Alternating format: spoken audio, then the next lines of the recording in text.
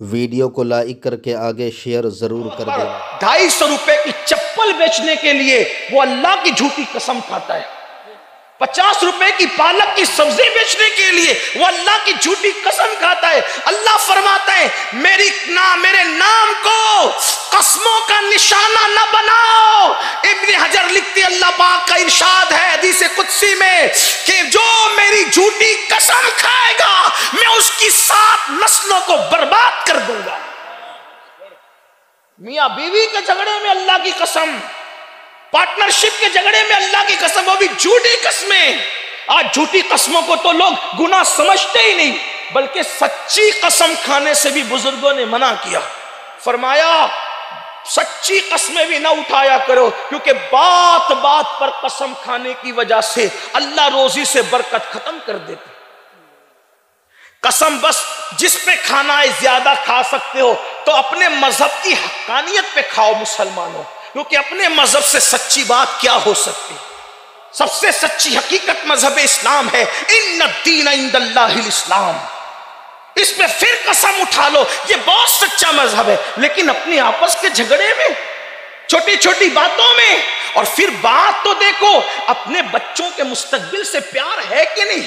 کتنی نادانی کرے گا انسان تو، کس قدر نادانی کا شکار رہے گا مسلمان تو، تیری غفلتیں آخر کس معیار پر جا کر کے رکے گی، کس گراف پر جا کر کے رکے گی؟ کتنا گراف گرائے گا، کتنا معیار گرائے گا؟ اللہ اکبر۔ اللہ فرمائے کہ میں تیری 7 پشتوں کو تباہ کروں گا اگر تو جھوٹی قسم کھائے گا۔ مسلمانوں کچھ خیال ہے کہ نہیں اپنے بچوں کے مستقبل کا، اپنی اولاد کے مستقبل کا، اپنے پوتا پوتی کے مستقبل کا؟ اللہ اکبر۔ تو میرے آقا اور ہم سب کے آقا و مولا مصطفیٰ جان رحمت صلی اللہ علیہ وآلہ وسلم فرماتے ہیں بے نمازی اس میں ہوگا جس میں پہاڑ بھی پگھل جائیں گے، اور جس سے 5 بار جہنم بھی پناہ مانگتا ہے اس وادی میں بے نمازی ہوگا، اور حرام لقمہ کھانے والا۔ اور یاد رکھیے حرام کی مختلف شکلیں ہیں، جیسے جوا بھی حرام ہے۔ آج کل جوا کو بہت پرموٹ کر رہی ہے حکومتیں، خاص طور پر جب بھی آپ تقریر سننے جائیں، نعت سننے جائیں، موبائل اوپن کریں یوٹیوب کی طرف،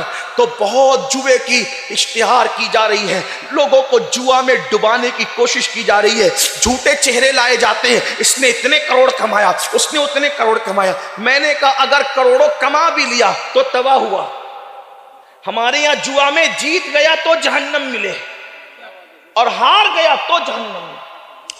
آپ غور کریں، جس جوئے میں جیتنے پہ بھی جہنم، جیتنے پہ جہنم کیسے؟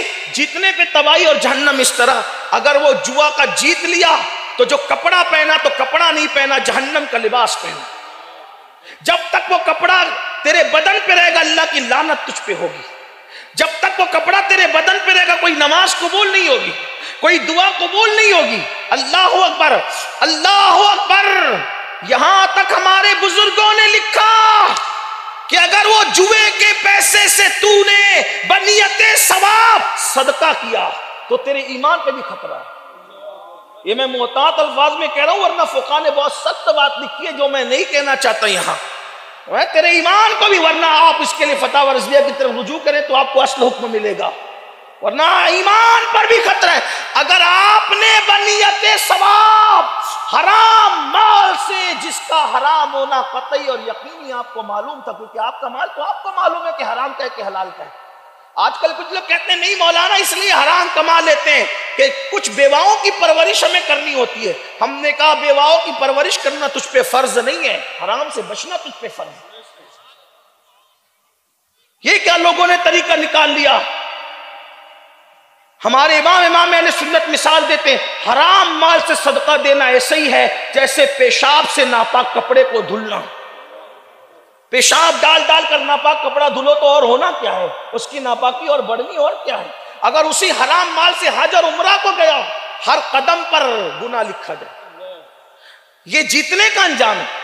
اگر اس حرام مال سے گھر بنایا، جب تک اس کی ایک ایک اینٹ باقی رہے گی تجھ پہ لعنت برستی رہے۔ اگر تم مر بھی گیا اس میں کوئی اور رہے گا لیکن لعنت تجھ پر برستی رہے گی۔ اس لیے اللہ کی بارگاہ میں توبہ کرو۔ یہ دنیا میں کوئی ہمیشہ نہ رہا ہے نہ رہے۔ ہم سے پہلے ہمارے باپ دادا تھے، ان سے پہلے ان کے باپ دادا تھے، ان سے پہلے ان کے، میرے بھائی زندگی فٹ پاتھ پر بھی گزر جاتی ہے۔ जीने वाले फुटपाथ पर भी जी चुके, जिंदगियां झोपड़ियों में भी गुजर जाती है, जिंदगियां महलों में भी गुजर जाती, गुजरना तो है महलों में, झोपड़ी में, झोपड़े में, फुटपाथ पे। अगर अल्लाह रब्बुल इज्जत ने हलाल जरिए से जो है वो तुम्हें इतना नहीं अता फरमाया किसी हिकमत के तहत, तो हराम की तरफ रुख ना करो, सब्र करो, सब्र। इसलिए कि अगर इस पे सब्र करो और हलाल के लिए हलाल रास्ते से कोशिश करो, मालदार बनने की कोशिश करो। ये नहीं कहता कि हाथ में हाथ धर के बैठ जाओ, मालदार बनो। हमारा मजहब मालदार बनने की बात करता है, क्योंकि हमारे आका अलैहिस्सलातु व तस्लीम के फरमुदात की रोशनी में हमारे बुजुर्गों ने ये लिख दिया है कि गुर्बत कभी कभी इंसान को कुफ्र तक ले जाती है। मेहनत करो, टाइम निकालो, और याद रखना जो मेहनत करते हैं अल्लाह उन्हें नवाजता है, उसे नवाजने के अंदाज आते हैं। लेकिन मेहनत करो, काविशें करो, कोशिशें करो, लेकिन हजार मेहनत के बावजूद अगर काम नहीं चल रहा है तो फिर हराम की तरफ रुजू न करो।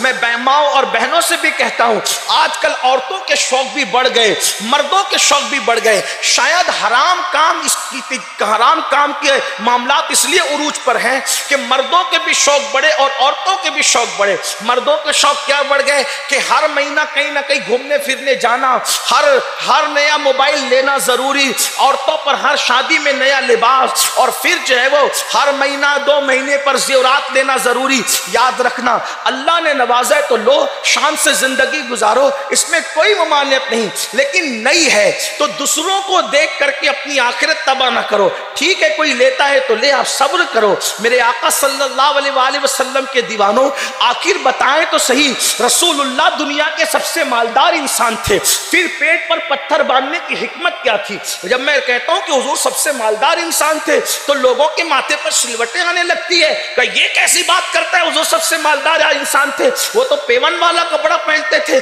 3-3 महीना इनके घर में चूल्हा नहीं जलता था, फिर इसको क्या हो गया कहते हैं मालदार इंसान थे। मैं कहता हूं सिर्फ मालदार नहीं मानता, मेरा अकीदा तो ये है कि उनसे पहले उनसे बड़ा मालदार कोई नहीं गुजरा और उनके बाद क़यामत तक उनसे बड़ा मालदार कोई हो नहीं सकता। उसकी वजह यह है, कोई एक रियासत का मालिक है, कोई एक मुल्क का मालिक है, कोई 2 मुल्क का मालिक है, तन्हा मेरा नबी है जिसे खुदा ने अपनी हर मखलूक का मालिक किया है। मेरे इमाम कहते हैं खालिके कुल ने आपको मालिके कुल बना दिया, दोनों जहां है आपके कब्ज़ा व इख्तियार में।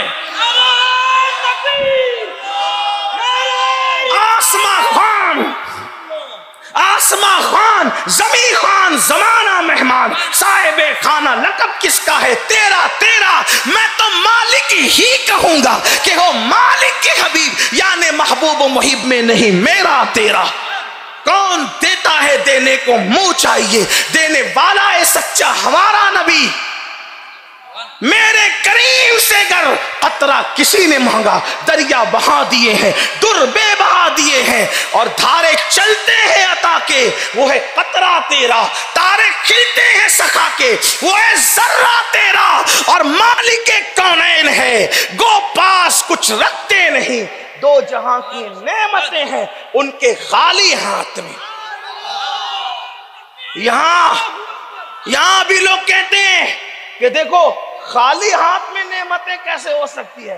वो आला हजरत है बच्चू, आला हजरत। हाँ, उनकी शायरी भी समझना सबकी औकात नहीं।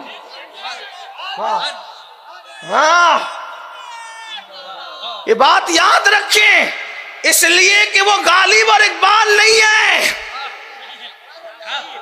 गालिब और इकबाल अपने फन के इमाम हो सकते हैं, लेकिन मेरा इमाम इश्क का इमाम है, इश्क मोहब्बत का।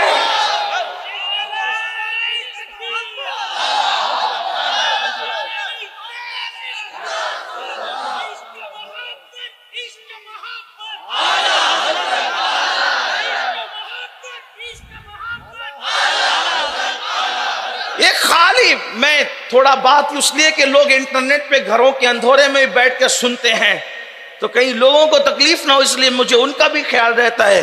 2 जहां की नेमतें हैं उनके खाली हाथ में। तो आपने चूंकि उर्दू है, ये तो उर्दू की जमीन है, हमारे सरकार कुतुब दक्कन बुलंद परवास, शहबाजे दकन, आबरूए दकन, शाने दकन, आने दकन, बाने दकन, जिसके कदमों ने दकन को मेराज अता की, वो ख्वाजा बंदा नवाज के सुदराज, जिन्होंने उर्दू को दूध पिला करके परवान चढ़ाया। उर्दू जबान की सबसे पहली किताब अगर कोई लिख रहा है तो वो सरकार बंदा नवाज के सुदराज की जात। या उर्दू में बात करना कौन सा मुश्किल काम है? मैं तो लोगों को अपने ज़ौक़ के मुताबिक कहता हूं कि दक्कन में दूध पिलाया गया, दक्कन में दूध पिलाया गया और मखदूम सिमनानी जैसी शख्सियत की आगोश में पाला गया। हाँ, तब कहीं जाकर लखनऊ और दिल्ली के अंदर आलम शबाब उर्दू का नजर आया। और लोग कहते उर्दू मिटा देंगे, हमने कहा मिटा के दिखा दो। इनकलाब का नारा भी उर्दू में है और बगैर इनकलाब के नारे के मुल्क को आजाद नहीं हुआ है। अरे जिन वलियों के बैठे हुए ऊंटों को कोई उठा ना सका तो उनकी बनाई हुई उर्दू को कोई कैसे मिटा सकता है?